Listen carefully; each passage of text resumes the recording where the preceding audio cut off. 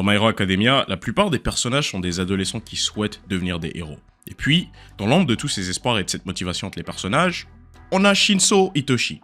En tant que paria, ce personnage inquiétant se cache presque en arrière-plan de l'anime, observant et attendant de frapper ceux qu'il vise avec une capacité à la fois utile et terrorisante, son alter capable de contrôler ses adversaires avec rien d'autre que sa voix. Alors aujourd'hui, je vais vous révéler 3 choses que vous saviez sûrement pas sur l'alter de Shinso. Microphone. Lorsque Shinso parle, après que quelqu'un lui a répondu, la victime entend sa voix d'une manière qui la rend irrésistible, l'empêchant de refuser ses ordres.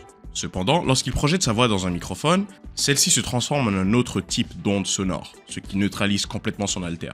Cela perturbe ce détail mineur de la voix de Shinso, ce qui signifie qu'il ne peut pas contrôler une foule massive comme il le souhaiterait. Mais en théorie, il pourrait contrôler des quantités massives de personnes tant qu'il crie assez fort. Enfin, en théorie. Non symbolique. Les noms symboliques sont un élément essentiel dans les animés, et Shinso n'est qu'un des nombreux personnages dont le nom a une signification profonde. Le nom de famille de Shinso, Itoshi, se traduit par manipuler, et peut également être interprété comme signifiant utilisation ou personne.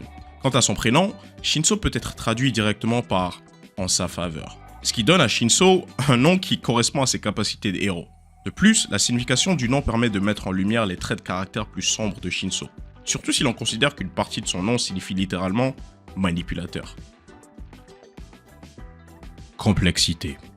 Une autre limitation du pouvoir de Shinso est l'impossibilité de forcer ses victimes à commettre des fonctions avancées. Autrement dit, lorsqu'elles sont prises sous son contrôle, les victimes de Shinso peuvent être forcées à marcher ou à se déplacer, mais ne peuvent pas être utilisées pour des plans complexes. Sa capacité est plutôt utilisée pour écarter de son chemin des gardes mal placés ou pour forcer quelqu'un à devenir un petit obstacle pour ceux qui le combattent. Si t'as regardé la vidéo jusqu'à la fin, mets paria dans les commentaires. J'espère que t'as apprécié, si c'est le cas, mets un pouce bleu et abonne-toi. Allez, bye!